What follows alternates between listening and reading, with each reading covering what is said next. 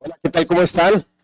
Soy Jesús Cárdenas y soy ministro del Eterno aquí en esta tierra hermosa y bendita. Y estoy aquí, mira, para refutar una enseñanza que ha atropellado la ley de Dios y está atropellando la gracia de Dios.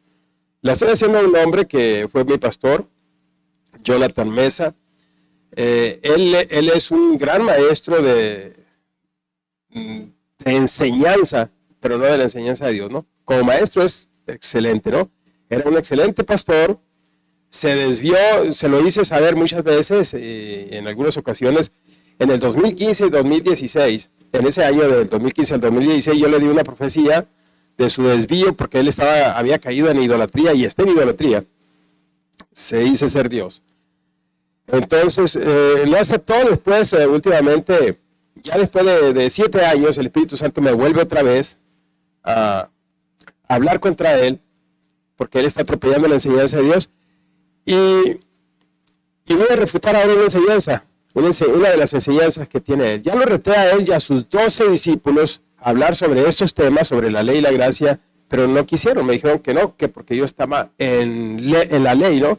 Entonces, ahí esa imagen, se ve la imagen ahí en pantalla, ¿no? de él, es un video que si no lo aceptas a él como el Salvador de los últimos tiempos, imagínate, en todo el mundo se le tiene que aceptar a él, África, Europa, Asia, ¿no? Todos los creyentes que hay ahí, se le tiene que aceptar a él. Si no lo aceptas a él como el Salvador de los últimos tiempos, tú no eres salvo, ¿no? Y así hay algunos otros también, ¿no? Que tenemos que refutar esto porque es un atropello a la sangre de Jesucristo nuestro Señor. Que tengo que aceptar a Jonathan en mi corazón para ser salvo. Y Jaciel, me haces el favor de responder qué dijiste. ¿Quieres contestar? Claro, sí, pues sí, fácilmente, así como el apóstol ahorita decía, todos somos salvadores, así como dice Judas, a otros salvar. Y claro que sí, Él es el Salvador de estos tiempos y tienes que aceptar al Salvador de estos tiempos. Porque si no estás con el Salvador, ¿y qué es el Salvador? Es Dios literalmente a través de un hombre. Si no estás con ese hombre, no estás con Dios. Entonces, si no estás con el Salvador, fácil, te mueres y te vas al infierno. Ahora, a él, ahí está una imagen donde se le están postrando. Prácticamente yo fui corrido así, te puedo decir, yo me salí de esa congregación. Éramos como unos 40 en aquel entonces, 40 pastores bajo su mando de ese ministerio. Y prácticamente me fueron echando porque no me les quise postrar. Y muchos hermanos cayeron en ese error. Toda la congregación de más de 3,000 gentes cayó en ese error. Y gracias, afortunadamente, muchos se dieron cuenta y gracias a Dios se han salido. Pero queda un remanente que el Espíritu Santo me dijo, ve por ellos, me dijo, porque los quiero, porque Él aún no se quiere arrepentir. Él está en el error y exactamente lo mismo que le pasó al rey Saúl, le está pasando a él. Simplemente aplausos. Entonces, yo voy a presentarte una enseñanza, una de las enseñanzas que tiene, donde habla un poco fuera de la ley y en contra de la ley. Y aquí vamos a estar a la obediencia a Cristo en el nombre de Jesús. Y todos dicen o escriben amén. Hoy es miércoles 22 de mayo del 2024 y estamos estudiando el nuevo pacto versículo por versículo. Ya vamos en Romanos capítulo 3, versículo 27. Unos cuantos versículos más y ya vamos a entrar al capítulo 4. Nos quedamos en Romanos 3:27, que dice de la siguiente manera: ¿dónde pues está la jactancia? Queda excluida. ¿Por cuál ley? ¿Por la de las obras? No, sino por la ley de la fe. Pablo viene hablando desde el capítulo 2 acerca de los judíos, de la ley. Muy bien. Mira, Efesios capítulo 4, verso 11 dice que Jesucristo constituyó a unos apóstoles, a otros profetas, a otros evangelistas, a otros pastores y a otros maestros para perfeccionar la iglesia, ¿no? Entonces, el ministerio de profeta es asignado por Dios a una determinada región, a un determinado grupo o a una determinada nación. ¿Para qué? Para limpiar el camino, para decretar bien, para advertir del error. Y yo he sido asignado a esta región, ¿no? Y lo incluye a él. Otros han sido asignados a países, otros a estados, etcétera, ¿no? Muchas veces, como te dije, yo decreté, en 2015 yo le advertí sobre la idolatría en la que él estaba cayendo, en 2016 le mandé un mensaje profético que todo se cumplió. Todo el video que yo le mandé en esa ocasión se cumplió. Hubo divorcios, hubo muertes, pérdidas de negocios, etcétera. Y hoy va a ocurrir exactamente lo mismo para el remanente que queda, ¿no? Porque el Ruach HaKodesh me ha puesto otra vez a hacer esto, ¿no? Y va a haber persecución como lo he tenido siempre, así como fue perseguido Elías por Acab y Jezabel, Eliseo perseguido por Jorán, Jeremías perseguido por Joacín, el joven profeta aquel del que habla en Primera de Reyes 13, perseguido por Jeroboam, el falso profeta Sedequías golpeó a Micaías porque Micaías estaba hablando la verdad, ¿no? Entonces, esto que va a ocurrir ahora y que está ocurriendo ahora no es nuevo. Eclesiastés 1:9 dice que lo mismo sucederá hoy. Entonces, no por estar jode y jode, no, es porque el Espíritu Santo nos dice, ¿no? Y me dijo, yo no quiero falsos profetas en mi grupo, porque Él los escoge, ¿no? Entonces, yo prefiero estar equivocado. Fíjese bien, prefiero estar equivocado y ser reprendido por el Señor, a tener que callarme y también ser reprendido por el Señor por cobardía. Entonces, la advertencia contra la idolatría, hablar mal de la ley de Yahweh, no querer conocer la ley de Yahweh. Mira, siempre va a haber dos en la Biblia que han estorbado el ministerio. Janes y Jambres estorbaban a Moisés. Bigtan y Tares estorbaban al rey Asuero. Sanbalat y Tobías estorbaban a Edras. El copero y el panadero estorbaban a Faraón. Acab y Jezabel estorbaban a Elías. Y Meneo y Fileto estorbaban a Pablo. Y en Mateo 27 había dos malhechores en la cruz que estaban siendo crucificados juntamente con Jesucristo. Ahora, este pastor Jonathan Mesa y su hijo Jaciel le llaman el sucesor, son ellos dos, pero es el mismo, es el mismo principado que está viniendo desde la época de Moisés. Son dos en la Biblia, ahorita está Jonathan y el sucesor aquí en esta región, en otras regiones habrá otros dos, ¿no? Entonces siempre van a ser dos que dicen ser Cristo y que se les postran, ¿no? Y yo tengo mucha evidencia donde dicen que ellos los tienen que aceptar en su corazón. Tengo videos de ellos, por supuesto, ¿no?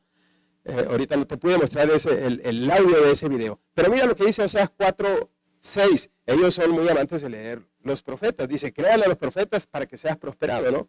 Es uno de los versos preferidos del apóstol, ¿no? Del apóstol Jonathan. Dice Oseas capítulo 4, verso 6. Mi pueblo fue destruido porque le faltó conocimiento. No es que no tenía conocimiento, dice él. Y claro, tenía conocimiento, pero le faltó. Pero hasta ahí lo dejan. Hasta ahí lo leen, no continúan la lectura, no terminan el verso. Y hay que terminar el verso, pero mira lo que dice la segunda parte del mismo verso 6 del capítulo 4 de Oseas. Dice, por cuanto desechaste el conocimiento, yo te echaré del sacerdocio, porque olvidaste, dice, la ley de tu Dios. También yo me olvidaré de tus hijos. Y es una pena, esto va para los hijos de él. Y me da lástima, ¿no? Porque están siendo guiados por un ciego, ¿no? Entonces, déjame explicarte algo tantito ahí. Ahorita sigamos escuchando un poquito más lo que dice este hombre. Y de los gentiles, de la gracia. Y entonces, ya en Romanos 3:27, casi aterrizando a una conclusión, dice una pregunta interesante. ¿Dónde pues está la jactancia? ¿La jactancia de qué o de quién? ¿Dónde pues está la jactancia de la ley o de los de la ley que se jactan en cumplirla según esto? ¿En qué consiste la jactancia? ¿Qué es jactancia? Pudiera ser una palabra muy elegante para alguien. Lo único que significa es enorgullecerse, ser soberbio por algo, creerse mucho, dirían en el barrio. ¿Dónde pues está la jactancia de los de la ley? Pues básicamente en que ellos creen que la cumplen cuando en realidad nadie la cumple. Que se esfuercen en cumplirla, sí, pero que la cumplen, no. Pero ellos se jactan de eso. Y quiero demostrarte algunos versículos donde podemos ver esta jactancia. Por ejemplo, en Romanos capítulo 2, versículo 23, por favor. Dice Pablo, tú que te jactas. Nótese la palabra jactancia. Tú que te jactas de la ley, con infracción de la ley deshonras a Dios. ¿Qué está diciendo Pablo? Tú, a los judíos, tú que te jactas según esto de guardar los preceptos de Dios y hasta de Moisés, porque unos fueron los 10 mandamientos que Dios dio y otros los más de 600 que se añadieron. Así que el sistema de ley incluye cualquier mandamiento, los que Dios dio en el Decálogo y también los 600 extra que pusieron los judíos, más de 600. Ahora, muchos, cuando dice la Biblia el fin de la ley es Cristo, ellos asumen, ok, él está diciendo que nada más Dios nos dio 10 mandamientos, incluyendo el cuarto que es el día de reposo. Muchos le llaman sábado, pero no es el sábado, ¿no? Y que los demás fueron añadidos por Moisés y por los judíos. Él está diciendo aquí que el sacrificio de corderos que apuntaba al sacrificio de Jesucristo, que ese mandamiento fue añadido. Le digo una cosa, este hombre está equivocado y como es muy buen maestro, mete esa idea en la gente que lo escucha y así lo cree. Y eso es lo que yo vengo a refutarle. Mira, la ley de los 10 mandamientos fue dada desde el mismo Edén. Fue dada a Adán y Eva. Y ahorita te voy a decir que fue dada a alguien antes que Adán y Eva, ¿no? Y le llaman el pacto eterno de Hebreos capítulo 13, verso 20, le llama el pacto eterno. Gálatas capítulo 6, verso 1 le llama la ley de Cristo a los 10 mandamientos. Romanos 8.2 le llama la ley del Espíritu Santo a los 10 mandamientos. Santiago le llama, Santiago 2.12 le llama la ley de la libertad a esos 10 mandamientos. Santiago 2.8 le llama la ley real. Romanos 3.27, lo acaba de anunciar él, le llama la ley de la fe a esos 10 mandamientos. Romanos 8.7 le llama la ley de Dios a esos mismos 10 mandamientos. ¿Cómo le llama primera de Juan 5.3? Le llama mandamientos no gravosos. Estamos hablando de una misma ley que nos fue dada en el monte Sinaí, aparte de 613 más que el Padre Eterno también nos dio en pergaminos. Mira, la ley, yo le pongo la ley 10, así le llamo, ¿no? Se las dio en el Edén, ¿para qué? Para que no murieran. ¿Y sabes cómo se le llama a eso? A eso se le llama gracia. Pero no les dio 9 mandamientos, les dio 10. Y Dios no quería que sus hermosos hijos, Adán y Eva, no quería que se murieran. Y le dijo, le voy a dar la ley de 10 mandamientos para que no mueran. ¿Sabes cómo se le llama eso? Se le llama gracia. La gracia y la ley están desde el mismo jardín con la misma pareja. Pero, dice Oseas capítulo 6, verso 7, y hay que creerle a los profetas para que pueda ser prosperado. Dice, mas ellos cual Adán, dice, traspasaron el pacto, allí prevaricaron contra mí. Yo te hago una pregunta a ti, ¿cuál pacto fue el que traspasó a Adán y Eva? Obviamente que fue el pacto eterno, de acuerdo a Hebreos 13:20. La ley de los 10 mandamientos, ellos la traspasaron. Ellos violaron el pacto, violaron la Torá, también se le llama Torá a los primeros 5 libros de la Biblia, ¿no? Violaron la ley, violaron los 10 mandamientos. Estamos hablando de la ley. Codiciaron el fruto, robaron el fruto, se hicieron otros dioses.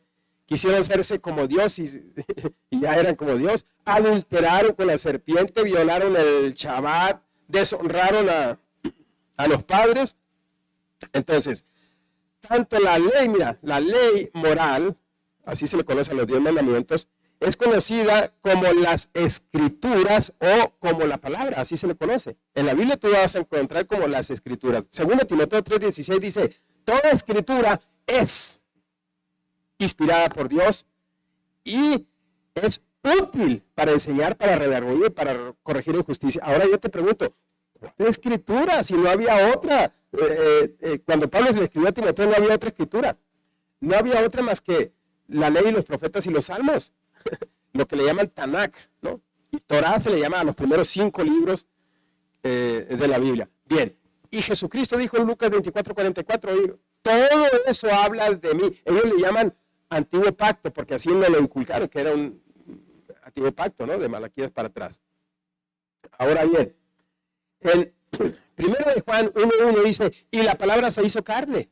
Ya sabemos que es Cristo la palabra, ¿no? Pero podemos decir también, y la escritura se hizo carne. Podemos decir también, la Torá se hizo carne, es decir, los primeros 5 libros. Podemos decir también, la ley se hizo carne.